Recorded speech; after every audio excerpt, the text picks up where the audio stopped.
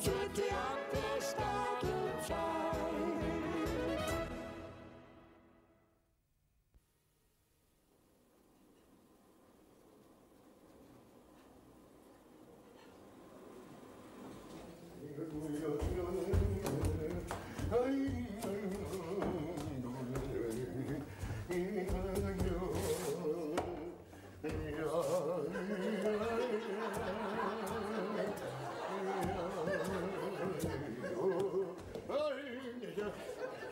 Das wird ja gelacht. So, wenn man das wieder. So, da. Jawohl. Hey, das war. So, da. Ein bisschen Schmutz macht nichts, das reinigt den Magen. Ja, da. Was brauchen wir heute? Brauchen wir noch das Wein da drin. So, jetzt.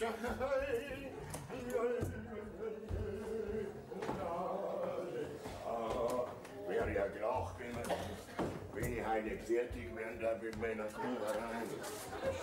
So, dann.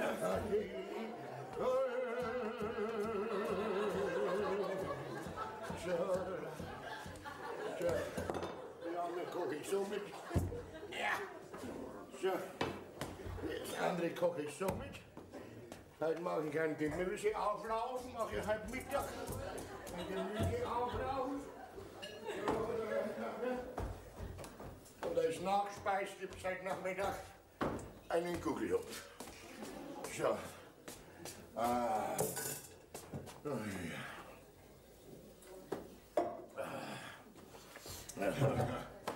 So, jetzt schauen wir einmal, wer war das ja? Also, man schlage den Teig so lange, bis er sich vom Kochlöffel löst. Da meine ich, will mich eher vom Teig lösen. Und den Teig schmeißen nachher ins Saudrand rein. Eine Frechheit von meinem Herrn Sohn, mich zu einer solchen erniedrigten Hausarbeit zu degradieren. Mei. Und noch eine größere Gemeinheit von unserer Hauswirtschafterin, der Porciuncola, dass sie sich den Fuß bricht und liegt im Krankenhaus. Und mich darf die ganze Kocherei machen. Na.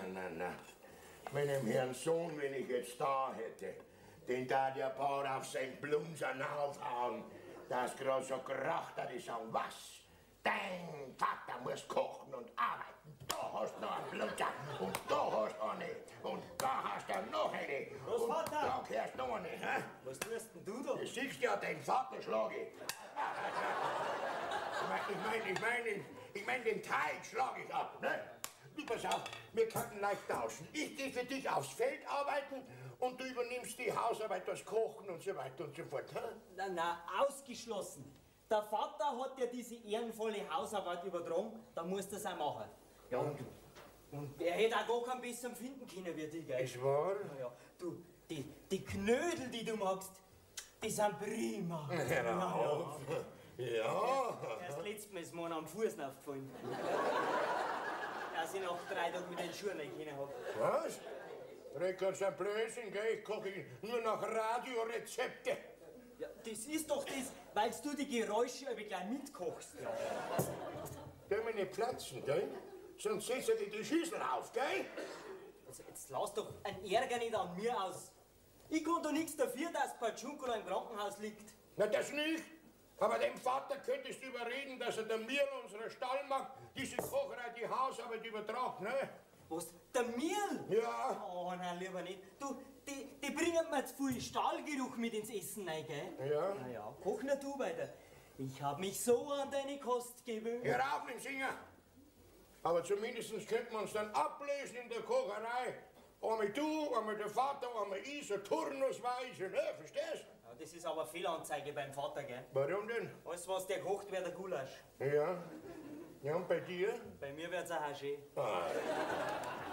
ja nicht zum Glauben, wenn man zwei solche hauswirtschaftliche Trotteln als Söhne hat, ne? Aber da ist bloß meine alte Seele schuld, weil es euch so verzogen hat. Du, gell, du fein nicht über unsere Oma schimpfen. Die Großmutter war schwer in Ordnung. Ja, weil sie euch verhätschelt hat, ne? Dafür hat sie mir manchmal die Hölle heiß gemacht. Manchen Tarockabend hat sie mir verpatzt, ne? Wieso? Ja, wieso? Ja, wenn Waschtag war und Wäsche aufhängen und so, ne? Waschen kannst du auch? Ja. Das muss ich deinem Vater Da auch. untersteh dich, ey! Außerdem trete ich sowieso bald in den Generalstreik. Wenn da keine Bäuerin ins Haus kommt, diese weiberlose Sauwirtschaft muss ein Ende haben. Ein Hof ohne Bäuerin, eine Birkenhoferin muss her, 3 Mannsbrüder und keine Frau im Haus. Das ist eine wunderbare Idee. Ja. Wann heiratst du schon? Ja, doch nicht ich. Ja, wer denn dann? Das ist eine blöde Frage. Dein Vater natürlich, ne? Aber nie, sag ich dir, nie. Du kennst doch diese Einstellung über die. Ja. Einmal und nie wieder. Na, dann musst eben du heiraten. Wie kommst du auf mich? Du bist genau in dem richtigen Alter. Jung, dumm und gefräßig, ne? Vielen Dank. Ja. Aber so naschhaft bin ich halt nicht mehr. Ne? Und einfach zum Heiraten, da bin ich noch zu jung, verstehst? So. Aber, Was? wie war's denn mit dir? Du mit deiner ehelichen Vorerziehung und Reife, du kannst dich doch opfern. Heirate und du machst deine Söhne glücklich. Ja, noch einmal ein Wort und so, dass ich heirate, dann kannst du was erleben. Kommt gar nicht in Frage. Einer von euch 2 muss heiraten. Am besten alle 2. Und dass das bald geschieht, dafür habe ich Vorsorge getroffen. Ja. Und darf man da auch erfahren, wie das Jawohl, das gemacht? das darfst du, jawohl. Da setz dich einmal nieder. Bin ich neugierig. Ja, jetzt pass auf. Das, was ich dir jetzt anvertraue, das bleibt ganz unter uns 2. Kennst mich doch. Gell? Schieß los. Also pass auf. Dass du nicht umsonst da sitzt, dass du dabei den Teig schlagen musst, gell? Ja, von mir aus, aber nicht lange, ich muss wieder an die Arbeit. Ja, also pass auf, Bartel. Wir 2 verschwören uns gegen deinen Vater, gell? Jawohl. Hand drauf. Hand drauf. Gut, okay, herauf. Entschuldigung. Mein Gott. Also wie gesagt, wir verschwören uns, dass wir deinen Vater unter die Haube bringen, verstanden? Du kennst deinen Vater und seinen Dickschädel. Na ja, freilich, aber das müssen wir trotzdem. Pass auf, ich war doch vor 14 Tagen auf der Landwirtschaftsausstellung in Obernberg. Gell? Ja. Da habe ich eine alte Jugendspielin von mir getroffen, die Stiegler-Kathi. Wir haben uns in der Jugendzeit recht gut vertragen, gell? So gut, ich wollte sie ja mal heiraten, ich habe ja den Heiratsantrag gemacht. Ja. Aber Gott sei Dank waren ihre Eltern dagegen, ja. Na ja. Und dann hat sie einen anderen geheiratet, einen Viehhändler, nicht einen reichen Knopf, gell? Naja, dann haben wir uns in der Wirtschaft zusammengesessen, haben uns ein bisschen unterhalten über die Jugendzeit. Ich darf nicht dran denken, einmal bin ich bei der Kachel zum Kammerfenster gegangen. Dann war ich drum, hat das Fenster aufgemacht, hat der Leiter einen Schubs gegeben und ich bin im hohen Bogen in die Mistgruben geflogen. Naja, bei dieser Gelegenheit habe ich ihr dann gleich von unserem weiberlosen Haushalt erzählt und sie hat mir gesagt, dass ihr Mann gestorben ist, aber dass sie sein Geschäft in Viehhandel weiter betreibt. Und sie kommt auf viele Höfe und schaut ihm nach gutem Vieh aus, gell? Und da hat's dich gesehen. Ja, sie schaut nicht nach gutem Vieh, sondern auch nach guten Männern aus. Das ist ja ein feines Jugendgespiel in der Lass Klasse. mich doch ausreden, weil sie nebenbei noch eine Ehevermittlung betreibt und wie sie sagt, sogar sehr gut. Und weil sie auf viele Höfe kommt, da sieht sie gutes Vieh, gute Männer und gute Weiblein, verstehst ja? Und darum habe ich eben mit ihr geredet wegen unserer weiberlosen Wirtschaft dann, da habe ich heute einen Brief bekommen. Jetzt pass auf, mein lieber Sixtus, nachdem du mir in Obernberg den verbindlichen Auftrag erteilt hast, Was, einen verbindlichen Auftrag? ja, für den Birkenhof eine Bäuerin zu suchen, habe ich nun etwas Passendes gefunden. 2 sehr gut situierte Schwestern. Die beiden sehen sehr gut aus. Die eine hat einen Mordstrom gerupft und die andere schaut ums Eck. Und du bist ein Aff. Steht das auch da drin? Na, das sag ich. Kommen von einem großen Besitz und stellen auch dementsprechende Ansprüche. Das heißt, dass sie trotz ihrer sanften und guten Charakterbildung, ich sehe schlecht, da habe ich den bloß mal beruhigen, Charakterbildung nicht gleich jeden Gläufe interessant und für eine Ehe als geeignet betrachten. Wie steht es denn bei euch? Mit einem Wort, die beiden sind sehr wählerisch und der Mann, dem sie einmal das Ja-Wort geben, muss ein ganzer Mann sein und nicht nur so genannt werden, weil er eine Hose anhat. Es muss der Mann sowie auch der Besitz vollkommen in Ordnung sein, sonst bleiben sie ledig. Friede ihrer Asche. Heute mal.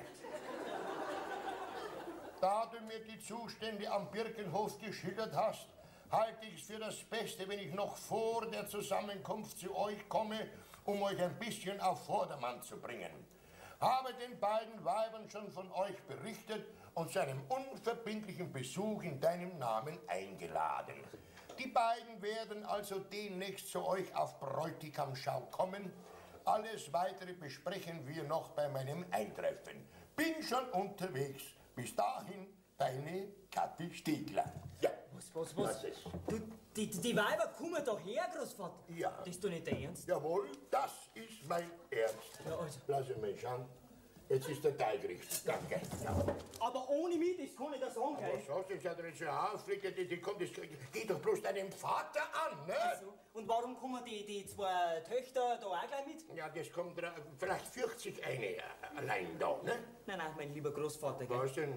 Die Märchen, die du mir aufbinden willst, für die bin ich schon zu alt. Und zum Heiraten bin ich noch zu jung. Und jetzt raus mit der Farbe. Na ja. Was für einen Auftrag hast denn dein Feldwebel erteilt? Ja, Martel, jetzt pass mal auf. Nachdem ich doch die Ansicht von deinem Vater kenne, habe ich mir gedacht, doppelt genäht, halb besser und habe für dich auch gleich mitgebrochen. Ne? So, Ja. ja, also die Katz glücklich aus dem Sack heraus. Ja. Aber eins sage ich dir gleich. Was? Ich suche mir meine zukünftige selber raus. Da brauche ich niemand. Verstehst? Verheirat doch du, wenn du willst, aber lass mich aus dem Spiel. Ja, aber Martel, was soll ich denn mit der Jungen anfangen, die mitkommt? Ja, hängt das doch am Christbaum auf. Am Christbaum?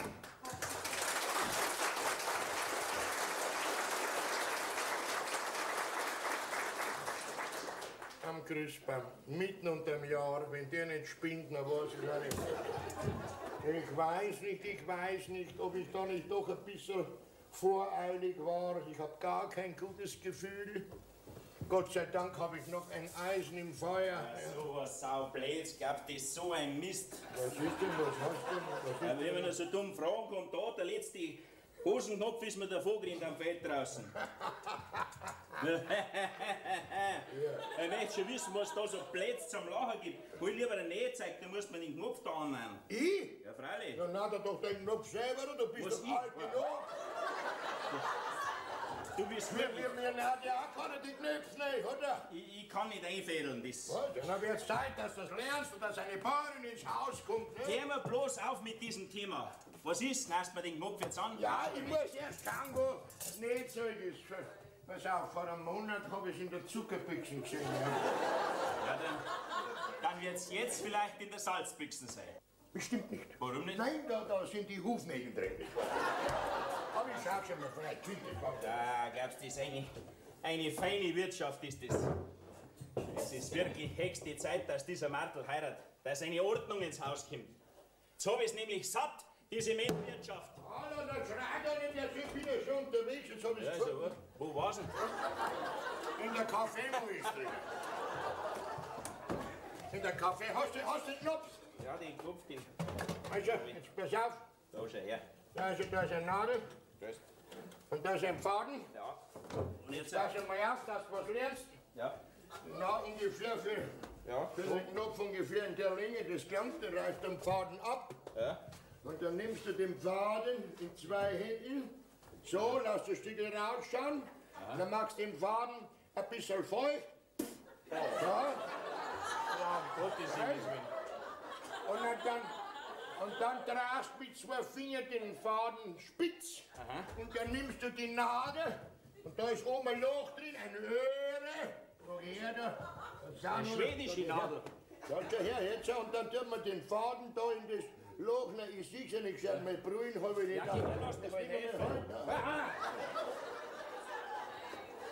Glaubst du das auch? Moment, jetzt ist der Faden auch wieder raus. Ja. Also, nicht vergessen, Nicht was ich gesagt mit zwei Fingern den Nadel, den Faden nass machen. Ah, also, wenn du jetzt noch einmal anspeibst, dann hast du es. Seid doch statt. Und jetzt führst du den Faden in die Nadel, in das Nadelöhre. Ja, Nein, ja. Niemand noch einmal. So komme ich meiner Lebtag nicht zu einem Knopf in meiner Hosen. Na Geduld, na Geduld. Geduld bringt Rosen und auch Knöpfe in deine Hosen. Gell? Du sollst doch keine Gedichte machen, du sollst mir endlich den Knopf annehmen. Ja, Herrgott, dann zieh halt andere Hosen an, ne? Das geht doch auch nicht. Da sind ja auch keine Knöpfe mehr drin. Na, sag mal, siehst du denn das nicht selber ein, dass ganz dringend eine Bäuerin da rein muss? Ja, aber schon ganz lang. Wirklich?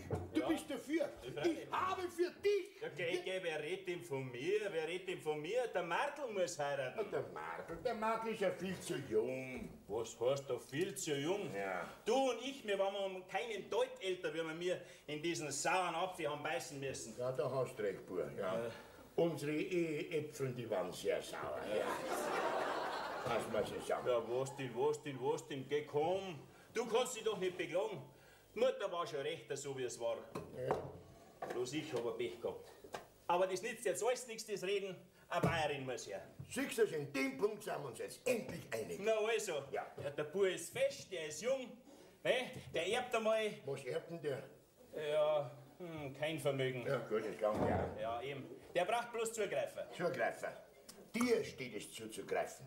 Du bist zurzeit der Bauer im Haus und du trittst und greifst du zu. Ne? Ja, jetzt lass mich aus dem Spiel, Vater. Du weißt ganz genau.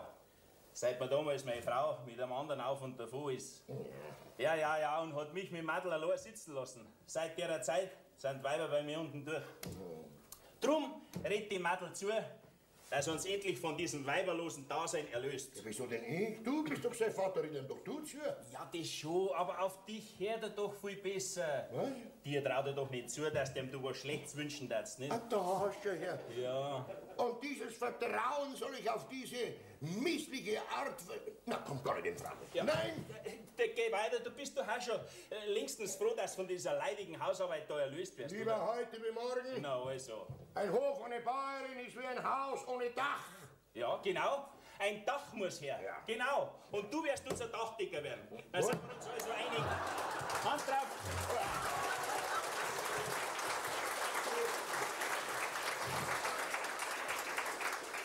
Hand drauf. Nein? Nein. Brauche meine Brille. Ohne Brille kann ich Ja?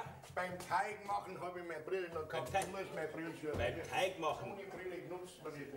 Was? Ach, was? Jetzt zieh ich einfach vom Vater an an. Da krieg ich nie einen Knopf rein. Bei mir nicht, mein lieber Großvater, bei mir nicht. Was willst du denn mit dem Koffer? Ich verreise. Was? Ja, wohin denn? Fort, noch bin ich ein lediger Bursch. Ja, Moment einmal, du kannst nicht einfach auf und davon fahren. Du bist das beste Stück in unserer Familie. Du kannst uns doch nicht deinem ungewissen Schicksal überlassen. Ungewisses Schicksal, sagt er. Dem Brief noch ist er das Schicksal schon im Anrollen. Ach, blöd. Sie brauchen eine Wasche, muss er fort. Was? Ja, der ist imstande macht wirklich ernst. Wenn die Karte mit die Weiber marschiert und mir fehlt ein Heiratskandidat, dann ist die imstande und nimmt mich als Ersatz. Ja, wir waren dran. Niemand, da hängen noch auf der Wasche. Was? Das mal, mir präzise sagt das. Ja, was willst du mit denen jetzt richten? Jemand, du kannst mit denen in den Club nicht Da fortfahren. hab ich denn was anderes. Jesus So Maria ein Kaffee und muss ich nicht immer, Jose. wenn ich fortfahre. Wo ist der Koffer? Ich hab keinen Koffer. Großvater, wo ist der Koffer? Ich bin vollkommen kofferlos. Ich hab jetzt grad einen Koffer hergeschrieben, hast du ihn Ich versteckt? hab keinen Koffer. Das ist immer geraten. Bitte, jetzt seid doch gescheit. Marco, jetzt tun mir doch einen Gefallen. Kannst du einfach davon aussausen? Doch, ich fahr jetzt fort. Was? Und zwar fahre ich da hin, wo mich niemand verheiraten will. Verstehst? Marco, Jetzt bitte meine- sei gescheit. Marco, mach mal kein Blödsinn. Nimm jetzt meinen ausständigen Urlaub und in 4 Wochen gibt's ein Wiedersehen. Was? So, jetzt bei einer Juppen. Was? Hey. Der ist imstande macht ernst, weil ich bin blamiert bis auf die Knochen, wenn die Kacke daherkommt. Ja, der darf nicht fahren, was soll ich denn bloß tun? So, und schauen. Ja, Großvater, wo ist der Koffer? hab keinen Körper. Wo ist der Koffer? Ich möchte fortfahren. Ich brauche den Koffer. Bitte, bleib doch da. Schau, Da ist er wieder. Marco, bitte tu mir einen Gefallen. Du kannst nicht auf und davon fahren. Wir haben ein Bündnis zusammen. Wir sind Verbündete. Was soll ich denn der Stielerkatze sagen, wenn du nicht da bist? Ja, sag's dir halt ganz einfach. Ich hab die Masern gekriegt und lieg im Krankenhaus. Die Masern hat er gekriegt. Die galoppierende Weiberfurcht hast du gekriegt. Du fährst also wirklich fort? Jawohl, ich fahr. Liebe Herr Ehevermittler, Was? so ganz ohne Ware wirst du nicht dastehen, gell? Du musst halt deinen Vater überreden. Ach, du weißt doch genau, dass wir beim Vater keine Aussichten haben. Ja. Dann bist ja du einer da. Ich? Ja. Solltest du noch einmal von mir reden, kriegst du zum Aufstieg von meiner Pappen auf. Hey, ich sage dir. Aber bitte, fahr zu, hau ab. Das ist der Dank dafür, dass ich dich an meiner großväterlichen Brust großgezogen habe. So dankst es mir, dass du einfach davonlaufst, wie ein kleiner Bub, der die Fensterscheibe eingeworfen hat, weil er der Angst vor einem Weib. Vor dreien, gell? Und Ach, das ist was? ein Milderungsgrund. Und wenn ein ganzes Regiment Weiber hier anstürmen würde, da gibt es kein Zangen und Bangen. Da zeigt sich erst, was ein richtiges Mannsbild ist. Aber wo gibt's denn hier noch Mannsbilder? Hier am Hof nur noch einer, das bin ich, Sixtus der Letzte. Ich werde diese heranstürmenden Weibergefahr ins Auge blicken. Hoffentlich findet ihr mein Brüder, weil es nicht viel ist. Jawohl! Das bin ja ich, Sixtus. Jawohl!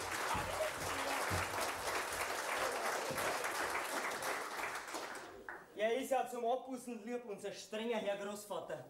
Aber ich glaube, der merkt es gar nicht, dass bis er über da einen in der Tinten sitzt. Ja, sag einmal, Madel, wo willst denn du hin? Ja, gut, dass du kommst, Vater. Ja. Dann kann er mich noch verabschieden von dir. Ja. Ich fahre nämlich auf Urlaub. Ja, Urlaub. Was, Urlaub? Hab ich da richtig gehört? In Urlaub fährst du? Ja, da hast du schon richtig gehört. Schau, die Ernte haben wir jetzt hinter uns und Ja. in der Stadt drin, da ist doch die landwirtschaftliche Messe. Und da fahre ich mit meinem Freund auf die Ausstellung. Ja, so, ja. Hast recht. Fahr zu, genieße deine Freiheit, denn bald beginnt der Ernst des Lebens. Du, Moment. Das kommt mir fei sehr bekannt vor. Ja, weißt du, ich hab grad so vor mit dem Großvater geredet und da haben wir halt festgestellt, dass wir ohne Bayerin einfach nicht mehr zurechtkommen. Na, ich mein, bis jetzt haben wir ja unsere alte Portionkola gehabt, nicht? Unsere Hauserin. Aber mit der ist ja auch nichts mehr. Also kurz und gut, du musst heiraten. Hat der Großvater schon geredet mit dir? Ja, reichlich. Ja, na also. Und bist du einverstanden, dass eine Bayerin an den Hof kommt? Natürlich. Ja. Mein Segen lasse dir gleich da. Wie? Zu deiner Hochzeit. Wieso denn ich? Ich heirate doch nicht. Du musst heiraten. Das weißt bloß du noch nicht. Der Großvater hat eine ganze Schar von Bräuten da schon herbestellt. Die Was? kommen daher. Jetzt macht er ernst. Ja, sag einmal, spinnst du, hä? Nein. Lieber Herr Eheanwärter, bei einer gewissen Stieglerkatte, die sich mit Heiratsvermittlerei befasst, hat er eine ganze Auswahlsendung schon bestellt. Und die kommen daher. Ja. Gratuliere. Ja, da kann er bloß nicht gemeint haben. Oder? Nachdem ich nicht da sein werde, wird er wahrscheinlich auf die zurückgreifen. Ja, aber sonst bist du gesund. Ja, und die Sendung ist unterwegs, die Lawine rollt. Um Gottes Willen, um Gottes Willen. Ja, sag, wir können das verhindern. Hey, du musst dir halt was Gescheites einfallen lassen. Ich zum Beispiel, ich fahr in Urlaub. Ja, du hast das gut. Ja. Und ich? Was tue ich? Um Gottes Willen. Hab schon. Ich hab schon. Ich fahr zur Holzversteigerung. Du fährst da sowieso mit dem Auto am Bahnhof runter, dann kannst du mich mitnehmen. Dann erwisch ich einen Zug noch. Verstehst du das? Pack ein paar Sachen zusammen, bin gleich wieder da. Jawohl. Was ist denn? Was ist denn? Warum bist du noch meine Hand da? Was ist denn los? Ich fahr zur Holzversteigerung nach Grünbach. Ja. Moment, was? Du fährst auch fort? Herr Freilich? Moment einmal, der Mantel fährt ja auch fort. Ja, sicher. Du wirst dich doch allein nicht fürchten. Oh, wer weiß das nicht? Du kannst nicht fortfahren, weil... Großvater, Was denn? streng dich nicht an. Der Vater weiß bereits Bescheid. Eben. Nicht nur, dass du deinen Meinheit gebrochen hast, sondern dies machst du mir meinen letzten Ladenhüter auch noch abspenstig, ha? Wer hat denn die Damen eingeladen? Eingeladen? Ja, ich hab sie eingeladen. Na, also gut, du hast sie eingeladen, du wirst sie auch empfangen. Na, aber Moment, aber die kommen ja wegen euch. Ja, deswegen fahren doch mir fort. Dieser meinige Bursche, der hat dich aufgehetzt, gell? Nein, nicht aufgehetzt, nur unterrichtet. Ja, genau das hat er. Er hat nämlich gewusst, was er seinem Vater schuldig ist. Aber du hast nicht gewusst, was du deinem Sohn schuldig bist, gell? Und das merkst du. So schnell lassen wir uns mir zwar nicht ans Messer liefern, dass die auskennst. Ach, was Blödsinn. Dass eine Bäuerin ins Haus reinkommt, das wisst ihr alle zwei. Ja. Aber etwas tun dafür, das tut ihr nicht. Du bist der Bauer, also folgedessen bleibst du auf dem Hof da. Ja? Also gut, dann erkläre ich dich ab sofort kostenfrei zu meinem Stellvertreter. Gell? Orden wird nachgeliefert in Golddubli. Du bist nach dem neuerlichen Bündnisbruch nicht mehr kompetent für mich. Jawohl. Also, ich fahr jetzt. Lieber Sixtus, mach's gut. Handkuss an die Damen. Tschüss, bye bye, habadere. Gut?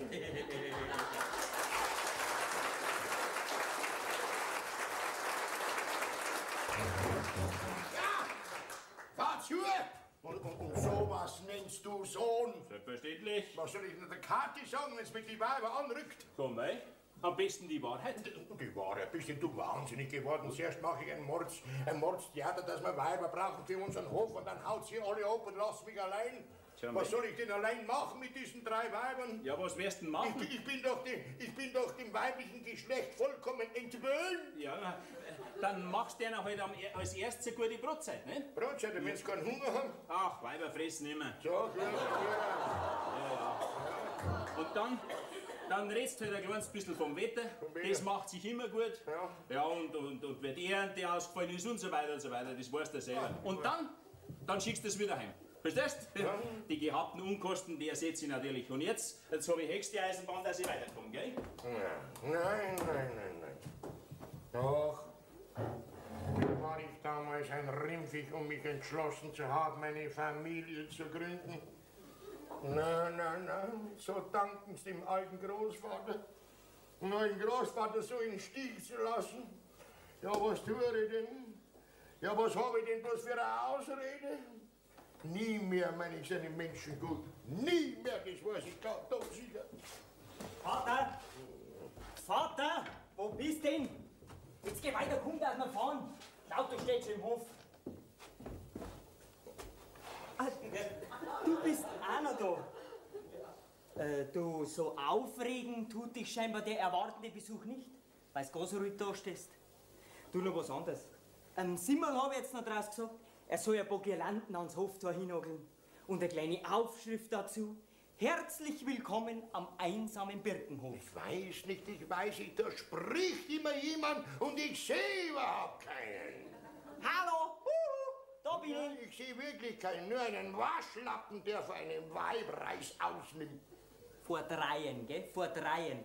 Wo bleibt denn nur der zweite Waschlappen? Okay, jetzt hat aber der. Ja. Ich werde es noch bereuen. So was Rassiges wie diese Weiber kriegt ihr bei ein ganzes Leben lang nicht mehr. Streng dich doch nicht an. Weißt, ich kann mir das lebhaft vorstellen, das Bild mit den 3 Weibern. Ja. Und dann, übrigens, du hast ja die noch gar nicht gesehen. Ja, Du weißt ja gar nicht, wie die ausschauen.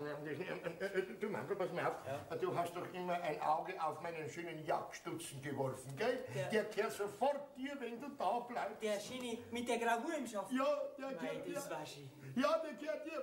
Bleibst da, ha? Bleib an. Ja, was gibt's denn so? So, ich bin fertig, ich hab's. Das ist schon Zeit geworden. Also, Vater, mach's gut. Die Arbeitseinteilung, die machst du. Am Oberknecht sagst du, der soll ein kleines bisschen aufs Haus schauen. Und jetzt für dich gut. Komm, geh zu, sonst wärst du mal wieder schwach. Und viel Spaß bei der Weiberjagd, gell, lieber Sixtus. Und noch was, tu die Kathi in die unteren Fremdenzimmer einquartieren. Weißt nicht, dass das Fenster reinfällt, sonst hast du wieder so einen hohen Fall zur Missgrün, gell.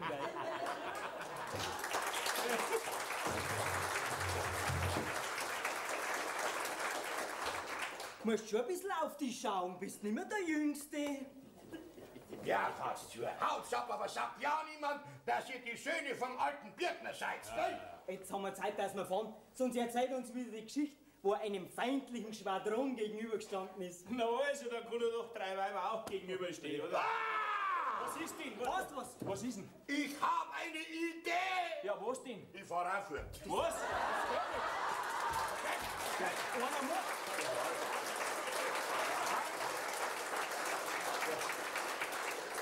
Ja, wo willst Wenn ihr keine Zeit habt, hab ich auch keine, ne? Wo willst du denn hin? Ich suche einen alten Kriegskameraden von mir. Und deine Weiber? Meine Weiber, ist doch wurscht, ob 2 oder 3 nicht zu Hause sind, gell? Wir können doch den Hof nicht allein lassen. Wenn der Oberknecht aufs Feld schauen kann, kann er auch aufs Haus schauen. Wir haben dieselbe Windrichtung, ich bin gleich wieder da, warte.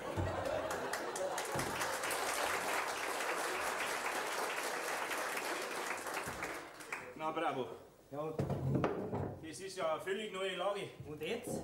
Ja, und jetzt? Ja, was machen wir denn? Ja, wir können doch den Hof wirklich nicht so lange allein lassen. Meinst du? Gottes Willen. Meinst du wirklich, dass der ernst macht und wegfährt? Ja, das werden wir ja gleich sehen. Aber die Birkner, die haben schon auch so einen Dickschädel, glaubst du das? Die sind zahlungsfähig, das siehst du an uns zwar nicht. Aber nicht zu einer Zwangsheirat. Ja, so. Hey, Der fährt wirklich. ich bin fertig.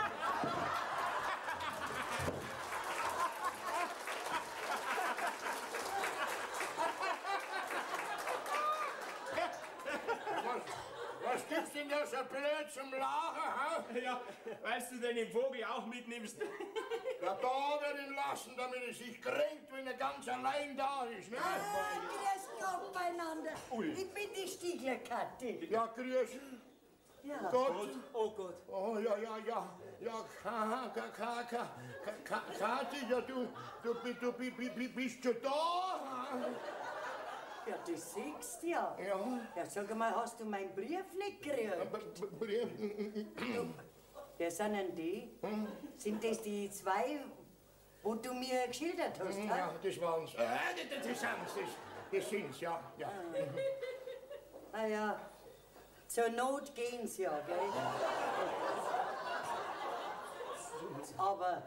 Aber wo wollt's denn ihr hin? Furt! Nein, nur am Bahnhof. Jawohl, runter. am Bahnhof wollte man runter, um dich abzuholen, weil wir es nicht mehr erwarten haben können, dich in die Arme zu schließen, liebe Kathi. Ja, natürlich. Gell, wie die Schiene.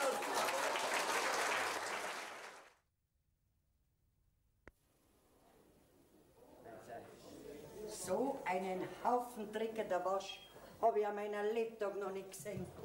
Ja, wenn Mannsbilder allein am Hof sind, dann geht's zu. Ja, das war jetzt die 7. Fuhr. Ich komme mir schon bald vor wie ein Makaroniläufer von der Olympiade. Und einen Schiefer haben wir auch nicht schon. Warum? Hast dich am Kopf kratzt?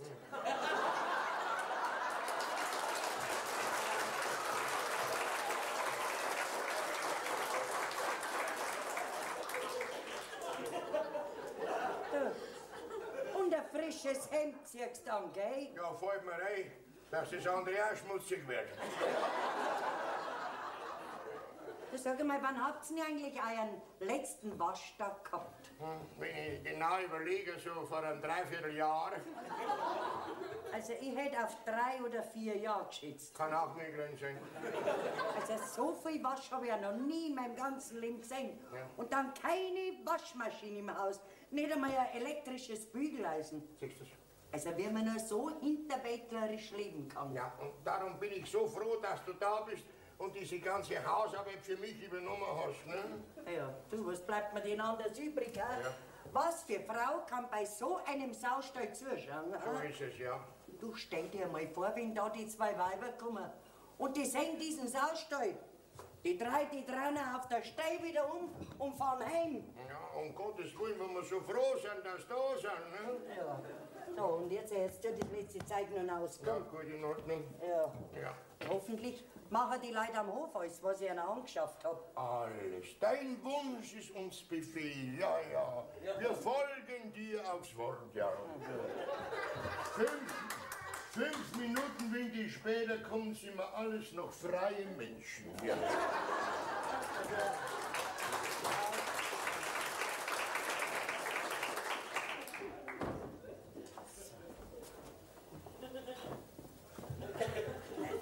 Heute! Ja, Der Händelsteuer repariert. die Hähne sind repariert, ja. Ich rede nicht von den Hähnen, ich rede vom Händelsteuer. Der Stall ist auch repariert, ja. Ich gehe jetzt bloß noch zum Schreiner runter und hole ein paar neue Latten. Ja, dann bist du gut. Und gehst beim Glaser vorbei, gell? Ja. Du, der muss raufkommen, muss einige Scheiben abmessen. Schau dir mal an. Da sind ja ein Haufen Scheiben kaputt. Und dein Vater schickst mir vorbei, der muss mir Geld geben. Es ist nichts im Haus. Du, wir können mir da unsere Gäste aufwarten, wenn nichts da ist.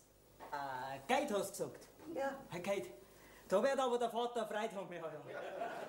Ja, ob der Freude hat oder nicht, das ist mir egal. Lass dir mal anschauen. Naja, so uneben schaut's ja gar nicht aus. Du darf ein Jahr ein Benimm an den Tag legen, gell? Denn die Erika, die ich für dich ausgesucht habe, das ist eine ganz wählerische. Das trifft sie gut ein, ja.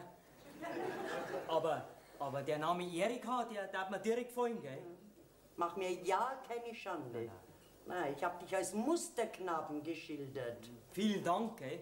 Bitte schön. Aber das muss ein besonderes Weibstück sein, die Erika. Das darfst glauben. Ich vermittle nur erstklassige Ware. Dafür bin ich bekannt. Jetzt wäre ich direkt neugierig. Ja, das darfst du. So, du, sei so gut da und tu das Holz da mit auftragen. Und dann gehst du jetzt dazu und deinen Vater schickst mir vorbei. Ja, aber wo findet ihr den am Vater? Den habe ich zum Zaunstreichen eingeteilt. Aube. Ist der auch schon im Innendienst beschäftigt? Das freut mich. Ja, also wie ich ihn vor die Alternative gestellt habe. Entweder Zaun streichen oder Odelgruben entleeren, hat er sich für das Erstere entschieden, natürlich, gell? Das kann ich mir schon denken. Und wer darf jetzt die Odelgrubenentleerung durchführen? Dein lieber Großvater. So ist recht. Nur weiß er noch nichts davon. Also geh jetzt, gell? Ja, sei so gut und schick dir aber, Ja, gell? Bisschen ab. So, er schafft's halt nicht. So, die Wäsche ist im Kasten. Ich bin fertig. Na, siehst das doch. So, und nachdem du ja nun für alles sorgst und dich um alles kümmerst, könnte ich eigentlich jetzt in den roten Ochsen übergehen und könnte noch ein bisschen was Ja, Freund. inhalieren. Von wegen. Was inhalieren du? Wenn du einen Durst hast, dann gehst du in den Keller runter und holst dir einen Apfelsaft drauf. Ein Apfel? Nein, ich mag keinen Apfelstrudel im Glas. Den wirst du nämlich brauchen zur Stärkung, Ja. wenn du die Odelgruben ausleerst, gell? Was muss ich tun? Odelgrube ausleeren.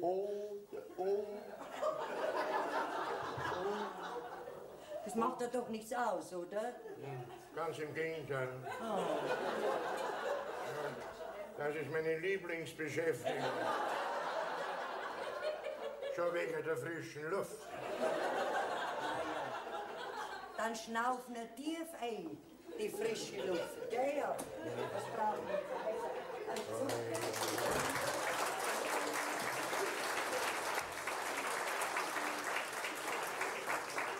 Der Teufel muss mich geritten haben, wie ich nach Obernberg auf die landwirtschaftliche Ausstellung gefahren bin. Du, Vater, Vater, sag einmal, weißt du, wo wir eine grüne Farbe haben? Ich muss einen Gartenzaun streichen. Bitte frag unsere neue Wirtschafterin, die kennt sich am besten aus. Mir hat sie auch eine Freizeitgestaltung verschafft. So?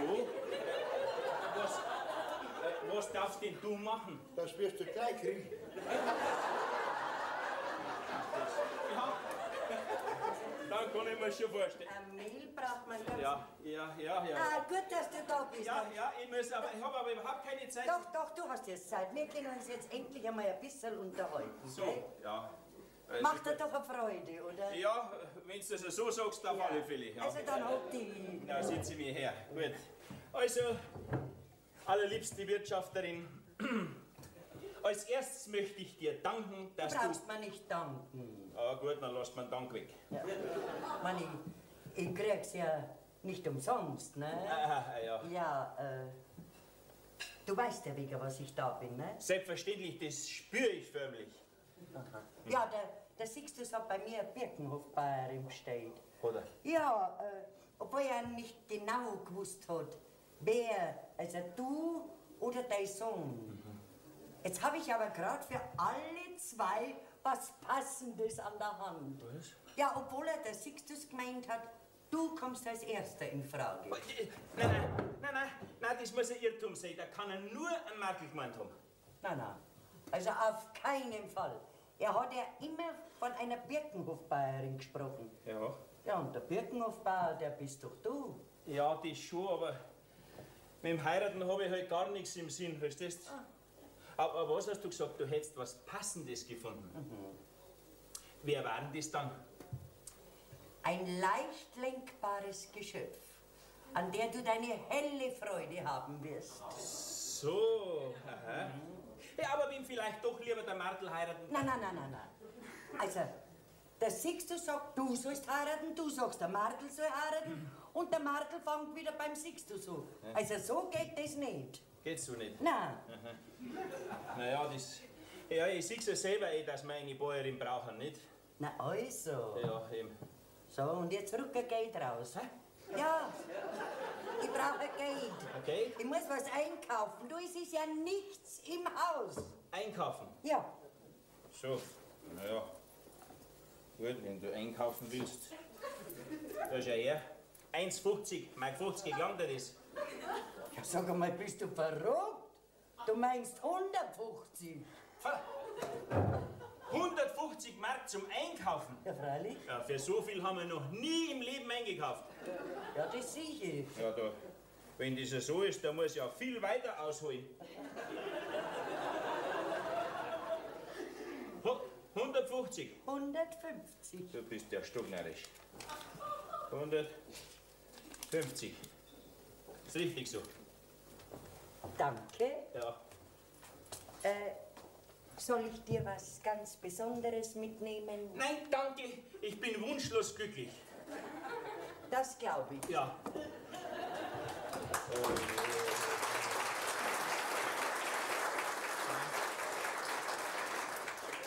Na, bravo. Jetzt nimmt das Schicksal seinen Lauf. So ein Weiberleid, die ist noch gar nicht einmal am Hof und kostet schon einen Haufen Geld. Das ist fürchterlich. Was ist denn? Ist die Luft rein? Puh, jetzt nimmer. So, mir kommt es so vor, als wenn es da ein bisschen so nach Oder Grube. rührt. Ja. Dieses Weib ist unermüdlich an Erfinden von neuer Arbeit. Ich sage, ne? Ja, aber sei doch froh, jetzt herrscht wenigstens eine Ordnung am Hof, nicht? Ja, jetzt ist überall alles dort, wo es hingehört. Ja. Aber seitdem alles dort ist, wo es hingehört, findet ihr nichts mehr. Ne? Meine Augengläser finde ich überhaupt nicht mehr. Seit beim Teig machen habe ich es noch gehabt. Ja, jetzt, die wird sich schon wieder finden, aber jetzt mach dich ein kleines bisschen fein, weil sie will nämlich bald fortfahren, weißt du schon. Du bist auf einmal so dafür. Flucht ist mein einziger Gedanke. Flucht? Ja.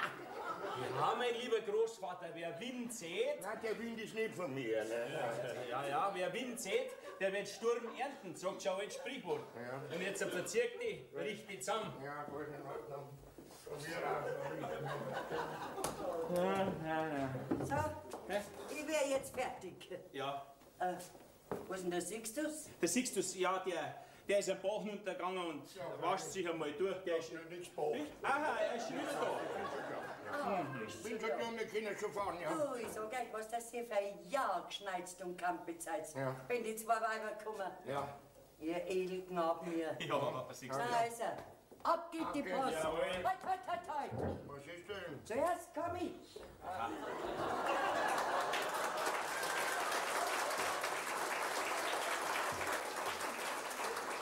Siehst du das?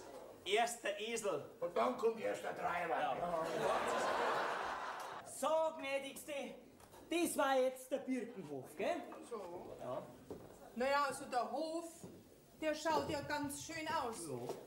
Bis auf das andere Klump, was da so rumläuft. Wer bist denn du? Ich bin der Martel. Einer von dem Klump, das was da rumläuft. Was? Nein, ich wollte sagen, ich bin der Sohn vom Birkenhof. Ach so. Und wie alt?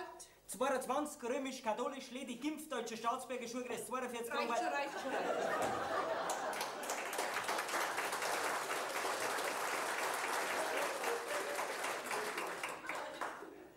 Hast du einen Vater auch? Am Vater habe ich auch. Soll ich ihn holen? Bitte, Der sei ist so in gut. Vater, geh weiter, komm, antreten zur Musterung. Hoffentlich ist der wenigstens tauglich. Oh, ja, bin schon da. Was ist denn? Ach so, ja, grüß Gott. Entschuldigung, ich. Ja, die Krawatten hättest du auch sparen können. Das ist doch schön. Ja, also her da. Hä? Geh nur hin, sonst ist Befehlsverweigerung. Dann sitzt der drauf. Was ist da? Also passt auf. Ich bin die Burgel Lackhofer aus Münz in der Au. Ja. Die Stieglerkatte, die hat mir herbestellt. Ja, also wie ich sehe, hast du mich ja schon erwartet. Ja, freilich. Und wir, gell, Martel? Ja. Sag mal, ist das da dein ganzer Empfang? Da, nein. Ach, woher denn? Aber das ist ja so. Die Stieglerin, die hat gemeint, ihr kommt mit dem Mittagszug an, nicht? Und jetzt ist der Vater und mit der Stieglerin runter. Die wollen euch abholen am Bahnhof. Aber sitzt doch ein bisschen her an dem Platz und. Danke. Und da ist der Wein. Ein Wein. Ja, und. Du, soll ich vielleicht in den Wein ein bisschen 605 nicht da? Oder warten wir? Warten wir zuerst. Lasst mir's ein bisschen ratschen, damit wir wissen, welch eine Dosis das wir brauchen. Ja, Sagt's mal, Hä? was habt ihr denn eigentlich da dauernd zum Tuscheln? Haben wir tuschelt? Gell, Ja. wir haben doch gar nicht tuschelt. Ich hab dem Martel bloß gesagt, was du für ein liebes, nettes Weiberl bist. Bricht da bloß keinen Zacken aus der Krone. Nein. Jetzt setz dich hin da. Dankeschön.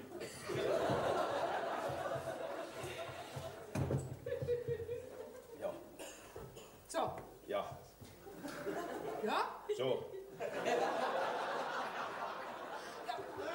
Ja. Ja, red was! Ach so, ich? Natürlich. Re- Oder kannst du es nicht? Jo, Dann, reden. ja. Also, wir sind da am Birkenhof, sind wir 3 Mannsbrüder wie Birken, aber ohne Bayerin. Und da hat die Stieglerin, mein Vater, gesagt, Ach, einen Vater hast du auch? ja, freilich, ja, wenn du nichts dagegen hast, ja, hab ich. Ja, dann bist also du der Sohn. Ja, freilich bin ich der Sohn von meinem Vater. Der heiraten soll. Ja, so ich schon. Aber mir wär's lieber, wenn der Sohn heiraten darf. Aber das bist doch du. Ja, von meinem Vater schon. Aber ich meine ja einen Sohn vom Sohn. Was? Verstehst Sag einmal, Ja.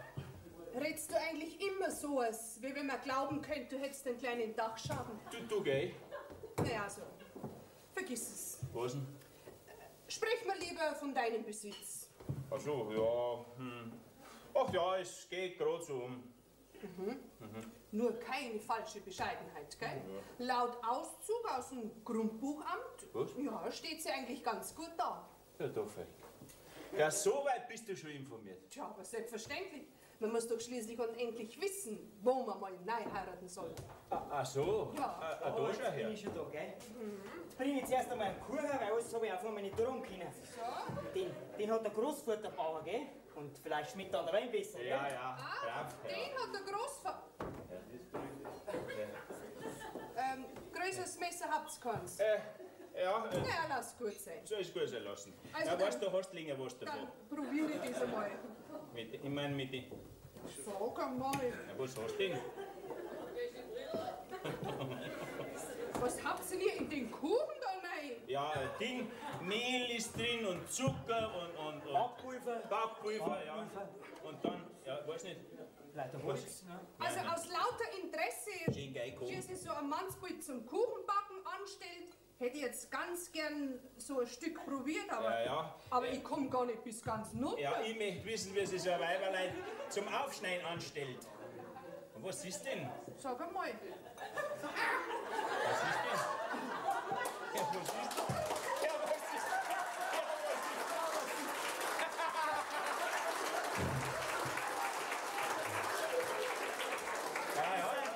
Die sind ja am Vater seine Augengläser, gell?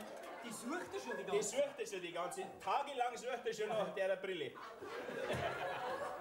Lass das schmecken, gell? Danke. Aha. Ein komisches Gewürz Ja, nimmt mein- er da her.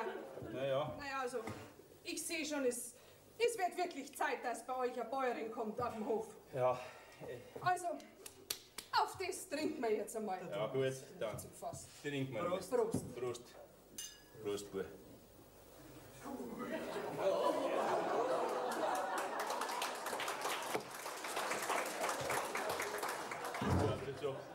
Ja, du Tofferik, ja, die hat vielleicht einen Zug. Was ist? Was ist? Ja, nein, ich meine, es ist ein feiner Zug von dir, dass du so offen mit uns redst, ne? Da schau dir das an. Ja, am Himmel Gottes Willen. Weißt du, bei mir da ist es einfach so. Ja, da heißt's Karten auf dem Tisch. Karten. Ja, schließlich und endlich muss man das schon bei so einem großen Betrieb, wenn man als Frau seinen Mann stellen will. Ja, sag einmal, ist der so groß, der Betrieb? Mhm. Ja, das gibt's doch nicht.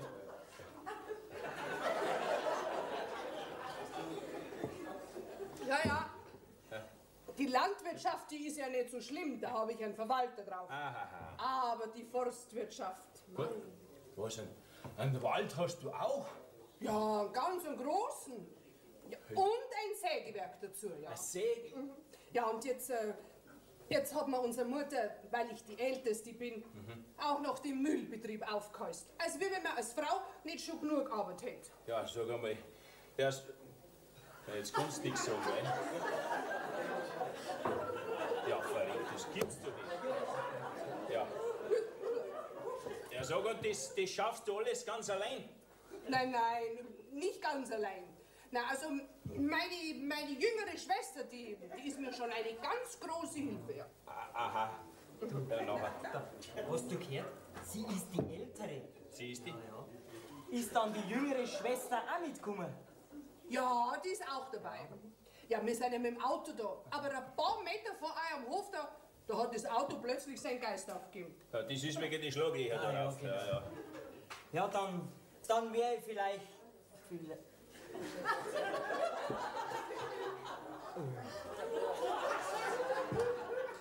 Hoffentlich klang der. Ja. Dann werde ich vielleicht einmal nachschauen, ob ich behilflich sein kann, gell? Aber vorsichtig sein, gell? Ganz vorsichtig. Warum? Beißt's oder kratzt's? Ja? Meine Schwester ist eine richtige Wildkatze. Ja. Du, das passt gerade. Ich bin nämlich Spezialist für Wildkatzen.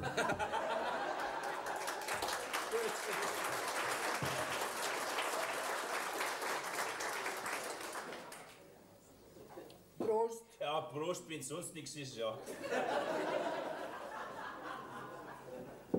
Ja, das darf nicht wahr sein. Weißt du, Nein?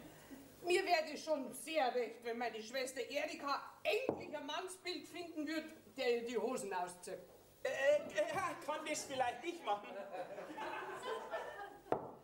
Moment einmal, gell? Das war fein nur bildlich gesprochen, ja? Hoppala, ich hab's ja bloß bildlich gemeint. Das wird auch dein Glück sein. Ja. Weil das sage ich dir gleich. Ja. Wir haben nämlich ein Temperament haben wir. So? Ja, und das haben wir von unserer Mutter haben wir das geerbt. Ja. Und bei mir ist das besonders schlimm, wenn ich ein bisschen was getrunken habe. Ein bisschen was ist gut. Und ich glaube, ich habe jetzt schon ein bisschen was zu viel getrunken. Aha. Und wenn ich ein bisschen was zu viel getrunken habe, Ja. dann kann ich es nicht einmal vertragen, wenn mich jemand schief anschaut.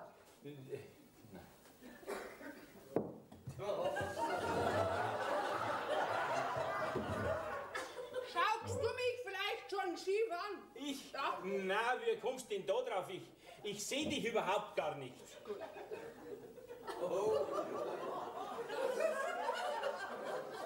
Du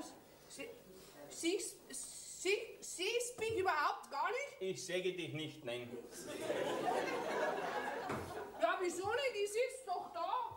Ach so. Oder sitze ich nicht mehr da? Schon. Ja. Prost. Ja, Prost. Weißt du was, ich glaube, es wird das Allergescheiterste sein, wenn wir mir einen Hof ein kleines bisschen anschauen, dann hast du Abwechslung und Stiegerin kommt vielleicht auch. Komm her, lass dir ein bisschen helfen. Nein! Hände weg! Hände weg. Ich kann ganz allein aufstehen, weil ich habe nämlich meine eigenen Füße dabei. Ja, da hast du schon was. Ja, die sind wichtig. Aha. Ganz wichtig sind die. Ist ja. Ah, Was ist denn? wackel doch nicht so umeinander. Ich bin doch nicht schwindelfrei. Ja, ich steh da ganz ruhig. Das machen wir anders. Machen wir anders. Still gestanden. Jawohl, Herr Feldwebel. So ist es richtig. Jawohl, der Mensch, der muss gehorsam sein. Ich muss ja schließlich und endlich auch gehorsam sein. Ja. Und jetzt? Und jetzt? Zeigst du mir, was du alles hast. Jawohl. Jetzt komm. Dann Moment. Moment. Moment. Zuerst brauche ich noch eine kleine Stärkung. Aha. Also Prost. Sehr zum Wohl. Wow. Mei, schmeckt der Greis. Was? Kreisel? Das ist ja wie Essig. Ja, das sagt der Großvater auch dabei. Was denn? Also, Birkenbauer, jetzt zeigst du mir deinen Hof. Ja, also komm. Auf geht's. Ja, geh mal. Du hast ja deinen Hut ganz vertraut auf.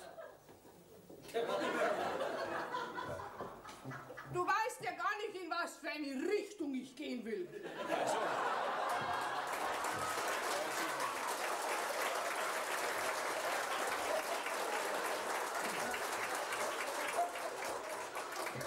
Also. Also der Hut, der dann auszahlen. Da? Ja, Gut, dann gehen wir auch in diese Richtung. dann gehen wir halt. Geh voraus, ich schleiche dir hinten nach. Aha. Und wenn du nicht mehr weiter weißt, dann schau auf meinen Hut, Ja. weil das ist nämlich ein Blindenhut.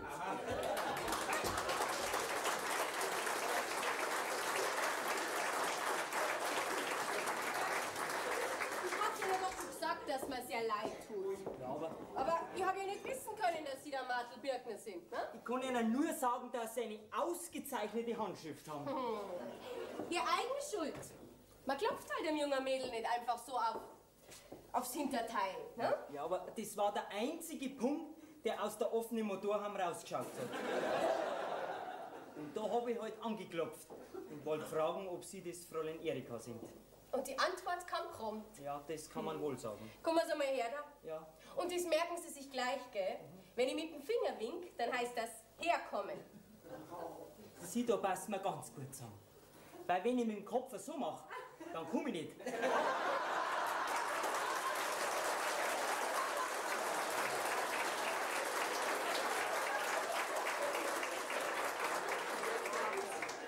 Aber geht. Sie brauchen keine Angst haben. Ich tue Ihnen ja nichts. Her da. Kopf runter. Ich will doch bloß die sichtbaren Spuren unserer ersten Begrüßung entfernen. So. Ja, weil solche Spuren sind eines Dompteurs unwürdig. Ja, und wo ist jetzt der Dompteur? Ja. Hier bitte, Spezialist für Wildkatzen. So schauen Sie aus. Sie könnten höchstens eine weiße Maus dressieren. Also, Sie sind das getreue Ebenbild Ihrer Schwester. Sie, gell? Nix, aber schon gar nichts gegen meine Schwester. Nein, ausreden lassen. Ich meine, die nette Erscheinung und die nette Art, wie Sie plaudern, ja, und wie Sie sich so geben, meine ich, ja. Ja, wie wär's, wenn Sie Mutter auf den Arm nehmen würden? Hm? Aus gewissen Umständen habe ich leider keine Mutter mehr. Und Sie? Ich? Und ob ich eine hab. Die reicht für 3. Das auch noch. Sie, Ihre Mutter und Ihre Schwester, alle 3 davor Biskuren. Was? Ja, Sie unverschämter Kerl, Sie. Und das trauen Sie sich mir ins Gesicht zu sagen. Jetzt werde ich Ihnen gleich einmal zeigen, dass man eine Lackenhoferische nicht ungestraft beleidigen darf. Jetzt hat nämlich der letzte Stündler geschlagen, Sie. Hilfe! Hilfe! Feuerwehr! Ein Wasserschlauch! Ja, was ist denn Was macht's denn ihr da? Was magst du mit ihm? Komm mal her. Der erste Akt der widerspenstigen Zähmung ist das. Stell dir mal vor, der unverschämte Lackel, der hat uns Lackenhoferische sämtlich beleidigt. Ja, der hat nämlich gesagt, wir wären richtige Biskuren. Er? Ja. Der aufgestellte Maustrick. Du geh, beleidige meinen Sohn nicht. Ja, was sagst denn du da dazu? Ja, recht hat er gehabt. Was? Ja? Ach, du hilfst zu ihm? Du freilich ist einmal Bub, gell? Ja. Gut, ist recht. Erika, die 4 schlagen wir nieder.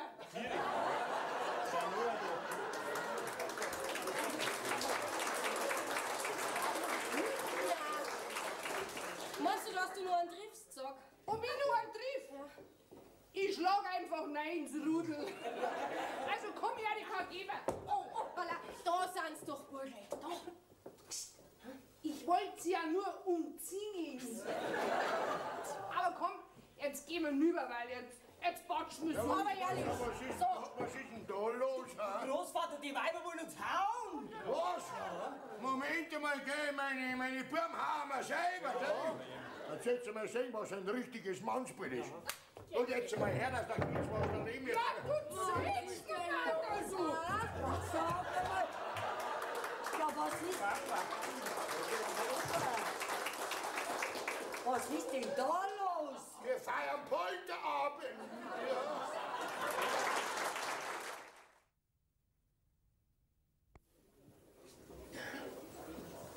Also wie ihr euch gestern benommen habt, das spottet jeder Beschreibung. Also, dass ihr euch nicht schämt. Auf die Art und Weise kriegt's ja nie einen Mann. wollen wir auch gar keinen. Gell, Burgel? Warum frühstückst denn du nicht?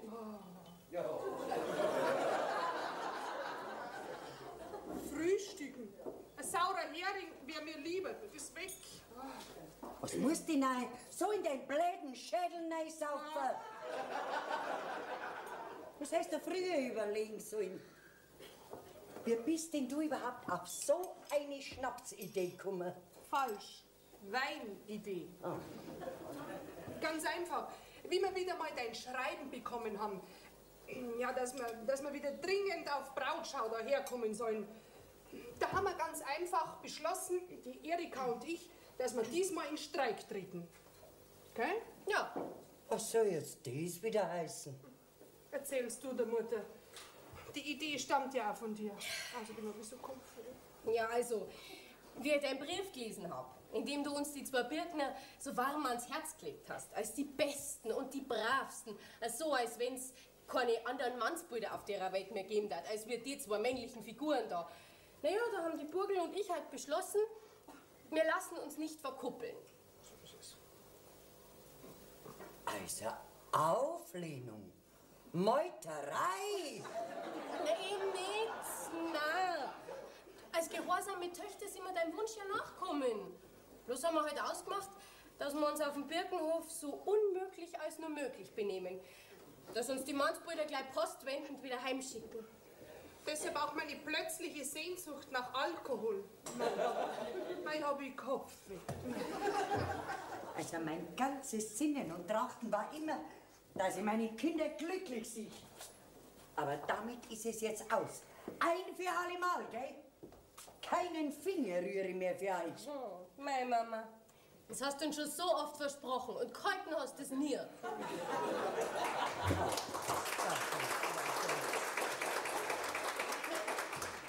Weil eben eine Mutter immer das Glück von ihren Kindern im Auge haben wird.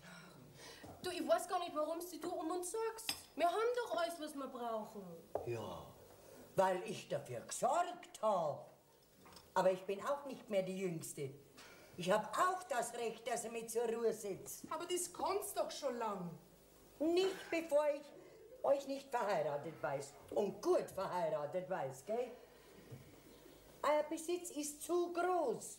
Da gehört ein Mannsbild her. Da wäre der Birkner gerade der Rechte. Wie gefällt dir überhaupt der Birkner? Ja, also, mir darf er ja recht gut gefallen. Aber der wird eine schöne Meinung von mir haben. Und dir? Wie gefällt dir der Martel? Ach, der Frechdachs. Erinnert mich nicht an den. Also, ab heute werdet ihr euch sofort fraulich und manierlich benehmen. Bis zu unserer Abreise keine Gewalttaten mehr.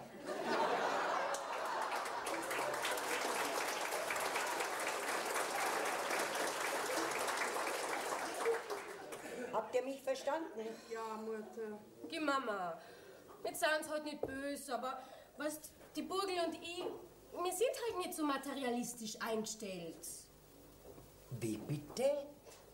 Ja, wir heiraten aus Liebe oder gar nicht. Ich mach mir nichts aus Geld. Ah, du magst ja nichts aus Geld. Das ist gut zu wissen. Ab heute ist Taschengeld gestrichen.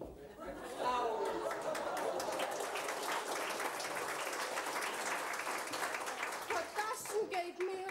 Aber Mama, du wirst doch nur Spaß verstehen. Ja, die Ehe ist wie ein Lotterielos. Man weiß nie, ob man nicht eine Niete erwischt.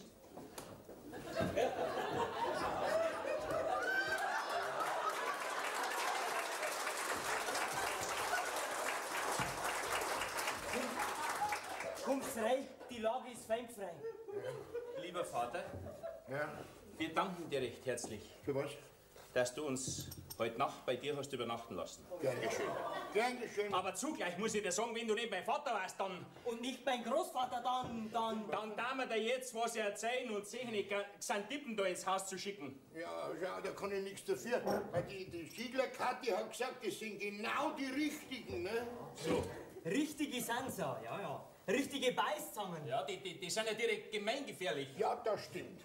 Da, wenn ich nicht im richtigen Augenblick dazwischen getreten wäre, gell? Du musst ja reden, du bist ja der Erste gewesen, der unterm Tisch drin war, nicht? Aber wie frech, dass ich rausgeschaut hab, von dem sagt's nichts. Erzähl mir du ja nichts mehr von deinen Heldentaten, gell? Warum zweifelst du vielleicht daran, hä? Also deinen Mut, den kannst du jetzt gleich beweisen. Ich möchte schon wissen, wie. Ja, indem du schaust, dass diese Weiber so schnell wie möglich dorten hinkommen, wo sie hergekommen sind. Also, was ich kann euch gar nicht begreifen. Das sind doch nette Frauen, ne? So. Geld haben sie auch, hab ich gehört, ne? Und sauber sind sie doch auch, ne? Oder nicht? Ja, das schon. Also, ich muss mal sagen, also die Burgel, die gefällt mir schon. schon her? Ja, die konnte ich mir als Bayerin ganz gut vorstellen. Na, halt so. Aber die sauft ja wie ein Loch. Ja. Also, dass die ihr Hab und Gut noch nicht versoffen hat, das ist für mich direkt ein Rätsel. Ja. Ja, die Erika, die ist ja auch ganz passabel. Ja. Die Figur und alles passt, aber das Mundwerk, wo die hat. Wisst was ihr seid? Zwei Simmandel. Was? Sowas ist mir in meiner Ehe nicht passiert. In meiner Ehe war immer ich der Herr im Haus, gell? Ja, freilich, wenn die Mutter nicht daheim war. Ja, ich mein, wenn man älter wird, dann wird man einfach des Kampfes müde, ne? Aber als Junge, mein Lieber, da war ich ein Draufgänger. So? Und mir war ich bald draufgegangen.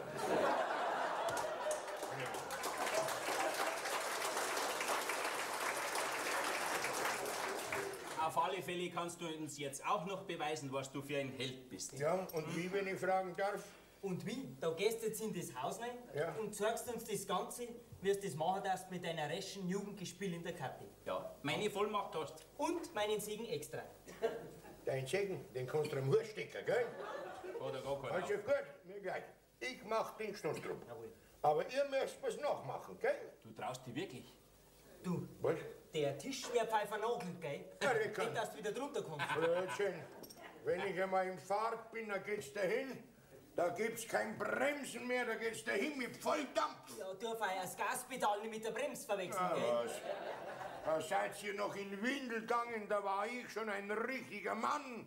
Und wenn ich will, und wenn ich einmal will, dann will ich, mein Lieber. Ja, dann will doch endlich einmal. Ja gut, ich werde es jetzt, also ihr macht was noch, gell? Ja. Versprecht mir das, gell? Adieu, du armer Held. Also, was?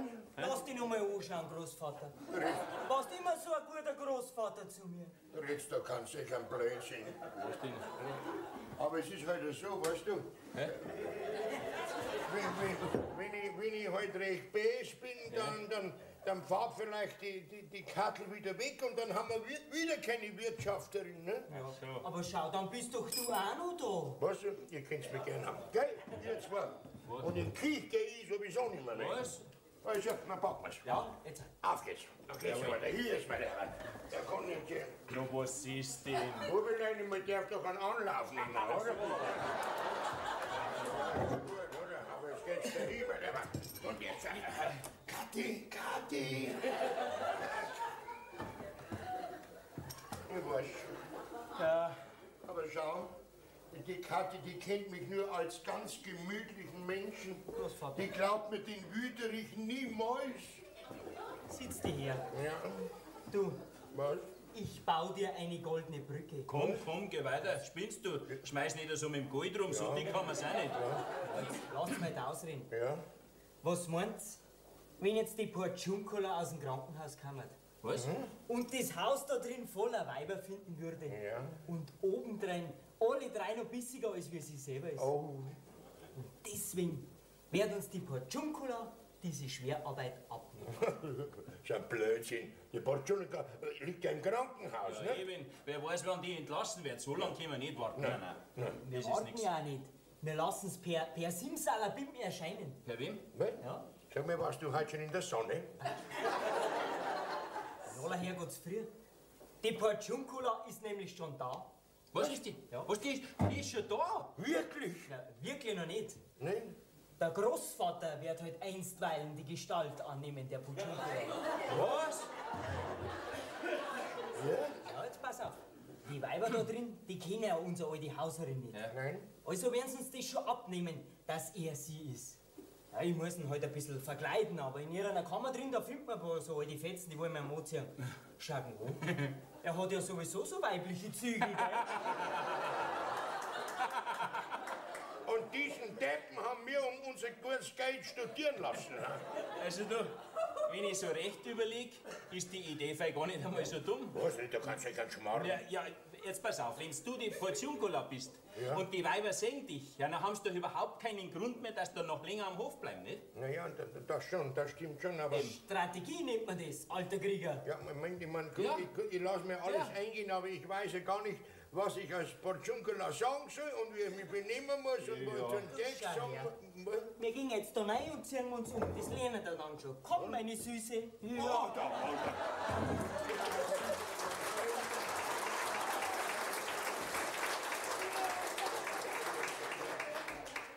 Das ist mal gut. Ja, da verrückt.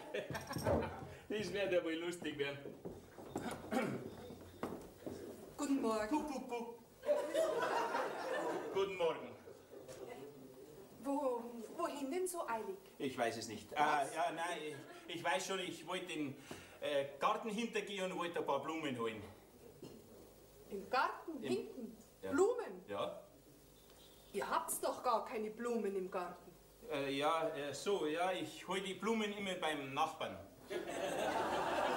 Ach so. Ja. Dann wolltest du mir doch sicher zum Abschied ein paar Vergissmeinnicht holen. Vergiss mich nicht. Hat der Nachbar keine. Was? Nein, ich meine, ich wollte ein paar Blumen holen, weil unsere Hauserin, die kann jeden Moment vom Krankenhaus entlassen werden und da wollte ich ein paar Blumen aufs Zimmer stellen. Ach so, Ja, genau so. die Hauserin, Jawohl, die wird vom Krankenhaus entlassen. entlassen. Und dann stellst du ihr Blumen ins Zimmer. Ja, freilich.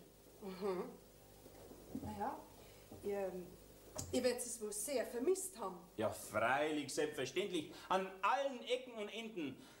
Hauptsächlich an die Enden und so. Und so. Ja, na, wenn's dies meinst, dann bist du am Holzweg. Ach so? Ja, Ja, dann ist es natürlich umso besser. ja. Hast du schon gefrühstückt? Frühstück. Nein, ich hab. Ich habe mich bis jetzt nicht aus dem Haus rausgetraut. Das wolltest du doch sagen, oder? Also, setz dich hin, ich hol dir gleich eine frische Tasse Kaffee. Ja. Nimm meine Tasse, die ist noch nicht gebraucht. Komm gleich, gell? Ja, sagt's einmal. Ja, sagt's einmal, was ist denn mit dir passiert? Ja, die muss mir doch jemand austauscht haben. Die kenne ich ja gar nicht mehr. Herr Tofferi. Oder ist das vielleicht die Ruhe vor dem Sturm? Ich glaube, da heißt es aufpassen. So, Ja. jetzt schau her. Jetzt kriegst du ganz frische Kaffee. Das ist nett. Dankeschön. Bitteschön. Gut.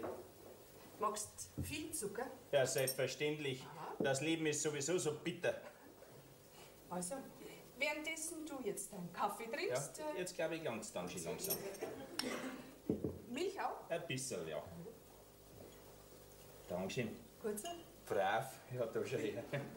Also, währenddessen du jetzt deinen Kaffee trinkst, Ja. werde ich eine kleine Beichte ablegen. Was, eine Beichte? Hoppla. Schön. Nein, da schimpft der Himmelpapa, das ist nichts. Nein, hat keinen Sinn. Nicht. Bei mir kannst du keine Beichte nicht ablegen, da musst du schon zu unserem Herrn Pfarrer runtergehen. Ich bin da leider nicht berechtigt.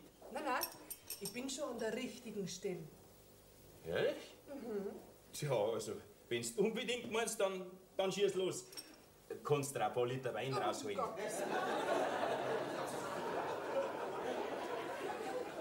Ich bitte Gage, nimm ja das Wort Wein nimmer in deinen Mund. Ja. Dann wird man nämlich gleich wieder schlecht. Ja, warum denn? Was hast du denn? Ist der nicht gut? Nein, das heißt, jetzt ist mir schon ein bisschen besser. Ist der besser? Was, das hängt alles mit meiner Beichte zusammen. Ach so? Also pass auf, das ist ein Sohn. Ja. Ich hab nämlich eine Mutter. Nein. Ja, was du nicht sagst. Eine ganz gute sogar. Wirklich? Also dann stimmt dieses Sprichwort nicht. Nicht immer, meine ich, dass die Kinder ihren Eltern nachgeraten. Ausreden lassen, ja? Ach so. Ich mein, die Gutheit, die schlägt manchmal schon ins Gegenteil um. Ja, und so lebt einfach unsere Mutter in dem Wahn, dass sie meine Schwester Erika und mich unbedingt mit einem passenden Mannsbild verkuppeln will. Ach du, das kenne ich, das kenne ich. Nein, ich meine jetzt im umgekehrten Sinn. Ach so? Ja, freilich. Ja, und wir? Ah, das kennst du.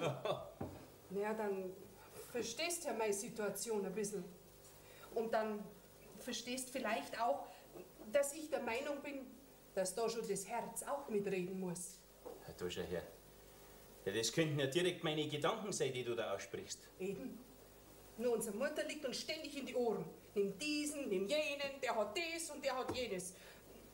Als wenn das Glück nur vom Geld und vom Besitz abhängen darf. Ja, und mit dieser Ansicht bist du trotzdem zu uns hergekommen. Ja, es ist ganz einfach. Wir haben nämlich ein dringendes Schreiben gekriegt, das uns daher beordert hat. Na, und als brave, gehorsame Töchter sind wir heute jetzt da. Ja, das ist mir noch sehr gut in Erinnerung. Du meinst wegen gestern und dem Wein, gell? Jetzt pass auf. Das war jetzt wiederum eine Idee von meiner Schwester Erika.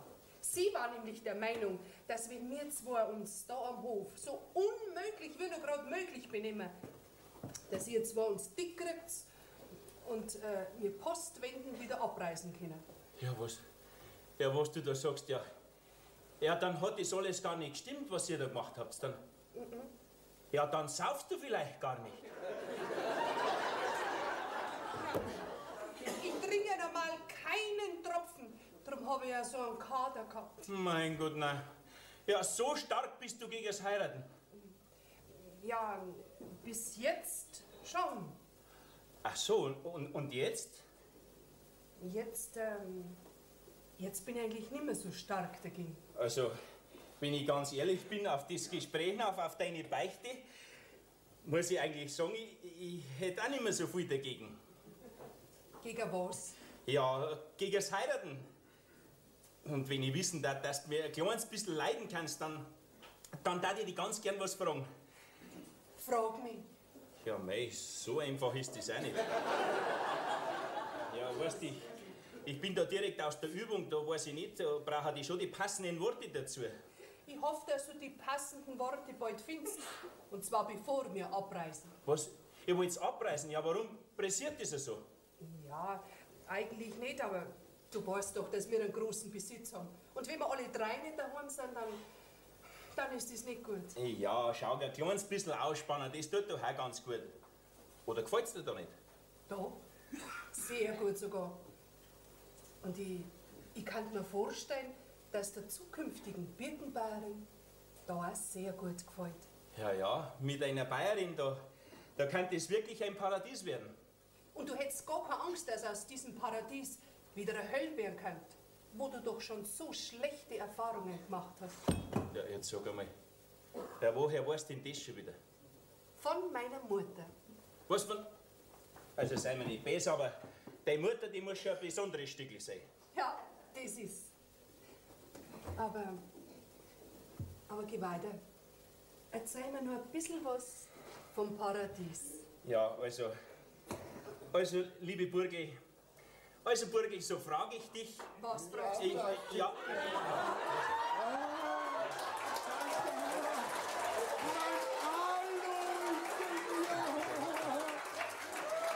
Mein Liebling! Mein Liebling! Siehst du, die haben wir schon draußen, die haben schon... Ganz nicht umeinander, ich sag, dass wenn du nicht mein Vater wärst, dann... was? Burgi! Hallo, ja, was hat er denn jetzt Blödes, ne? War ich schon nicht, vielleicht war ich zu wenig lieb mit ihm. Hallo, ist er, das holen wir noch. Hallo, ist er. Ich bring das Geschirr gleich, gell? Hallo, lieber Feind, wollen Sie mit einem Unterhändler in eigener Sache verhandeln? Sie kapitulieren also. Ja, es ist der Hunger, der meinen Widerstand bricht. Also gut, 10 Minuten Waffenstillstand. Jawohl. Kommen Sie her, Ja. setzen Sie sich hin Ja. und greifen es zu. Ich bringe Ihnen gleich einen frischen Kaffee.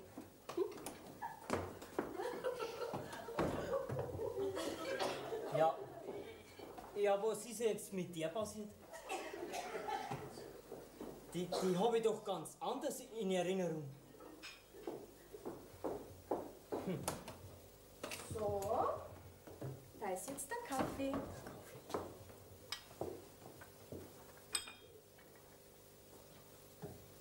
Danke.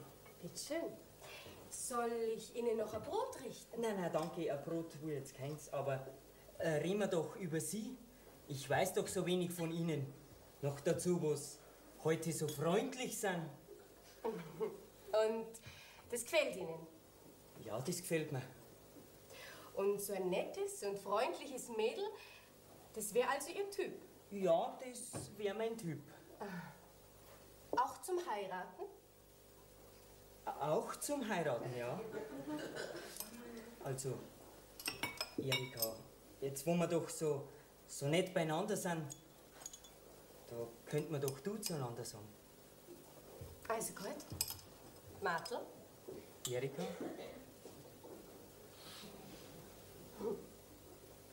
Und zu so einem Du, da gehört eigentlich ein Puzzle dazu. Ui, da ist ja auch mein Martel, mein Süßer, mein Liebling. Mein süßer Liebling. Ja.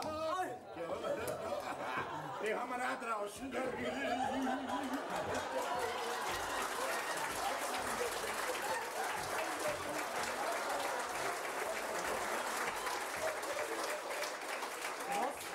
Aber was ist denn? Großvater? Was hast du denn? Wenn du jetzt nicht mein Großvater warst, dann... Was? Hallo? Erika! Hallo? Erika! Ja, Herrschaftszeiten noch einmal nicht. Jetzt kenne ich mich überhaupt nicht mehr aus. Zuerst machen sie ein Weibsbild aus mir und dann... Na was, ich mag nicht mehr heim. Ich will kein Weibsbild mehr sein. Ich gehe ins Wirtshaus und kaufe eine Bombe aus Bier.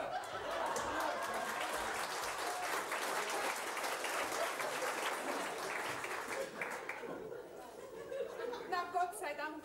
Also, nachdem du ja mir die Sache jetzt erklärt hast und wo ich weiß, dass alles in Ordnung ist, dann sind wir aber jetzt quitt, gell? Ja, freilich ganz und gar. Und jetzt können wir das Gespräch halt da wieder fortsetzen, wo wir vorhin aufgehört haben. Hoffentlich kommt nicht wieder jemand dazwischen. Ja, hoffentlich. Also, wo waren wir jetzt stehen geblieben? Ja, du wolltest mich eigentlich was fragen. Ach so, ja. Freilich wollte ich dich was fragen. Also, ist aber noch schwierig. Also, liebe Burgi, somit frage ich dich ganz kurz und bündig, ob du Birkenbäuerin werden willst. Ja. Ja! Also, Burgi, ich heiße dich recht herzlich willkommen am Birkenhof. Ich danke dir schön. So, aber jetzt musst du schon bei meiner Mutter um meine Hand halten, gell? Ja, selbstverständlich. Brauchst mal bloß sagen, wo es wohnt, dass ich hinfahren kann. Ja, also das Hinfahren, das kannst du sparen. Wieso?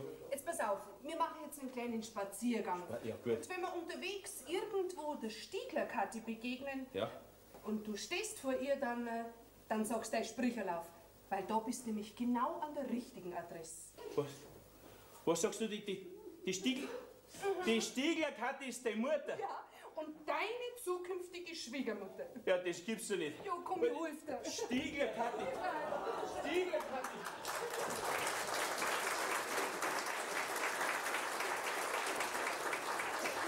Ich will nichts mehr von Ihnen wissen. Das habe ich doch schon oft genug gesagt, oder? Jetzt, Erika, lass dir doch sagen. Die Porciuncula, das war mein Großvater. Ja. Ist das ja wirklich wahr? Ja, mein Ehrenwort. Naja, wenn ich mir das recht überlege, dann ist mir das Weibsbild sowieso wie ein Mann vorgekommen.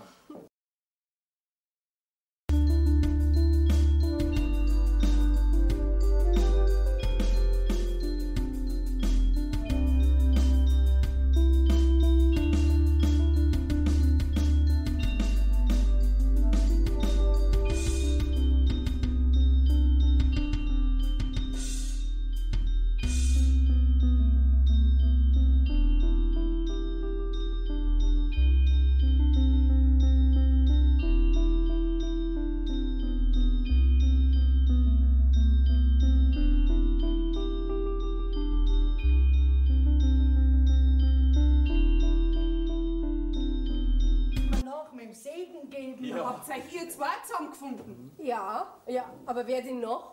Dreimal darfst du tragen. Ja. Der Birkenbauer ist der Glückliche. Ja, freilich. So viel wir dem Schicksal auch ausweichen wollten, gell? Es hat uns wieder eingehalten. Ja.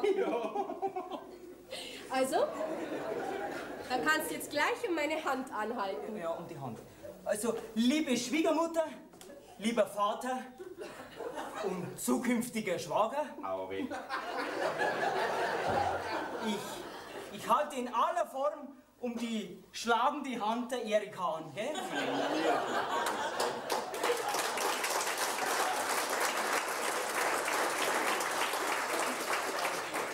Na Mutter, was sagst du jetzt? Sind wir nicht brave, folgsame Töchter? Da habe ich auch nie gezweifelt.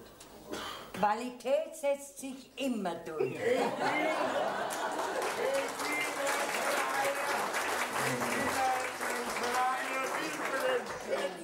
Und haben eine weitere wir. Papa. Was ist denn da schon wieder los? Schon wieder ein Auflauf. Aber diesmal helfe ich euch nicht mehr, gell? Von mir aus der Schlange seid zwei. Ja? Jawohl, weil ich helfe auch nicht mehr. Ihr habt aus mir ein Weib gemacht. Pui! Ja. Vater, du hast dein Portiuncula so gut gespielt, dass du jetzt 2 Paaren deinen Segen geben kannst. In 6 Wochen Hochzeit machen, gell? Und da haben wir 2 Paare auf dem Birkenhof. Ja? Ja. Nachdem ja jetzt meine Kinder versorgt sind, kann ich endlich an mich denken. Ja, das tust. Ja. Und weil ich gerade beim Denken bin, Ja. denke ich an ein gewisses Heiratsversprechen, was mir ein gewisser Sixtus Birkner vor Jahren einmal gegeben hat. Ein Gedächtnis hat das Weib. Nein, aber das ist ja schon längst verjährt. Heiratsversprechen verjähren nie.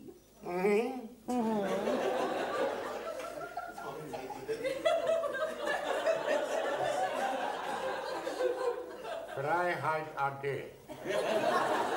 Aber ich bin ja schon lange in Ruhestand. Mit deiner Ruhe ist es ein für alle Mal vorbei. Gut, da bin ich so frei.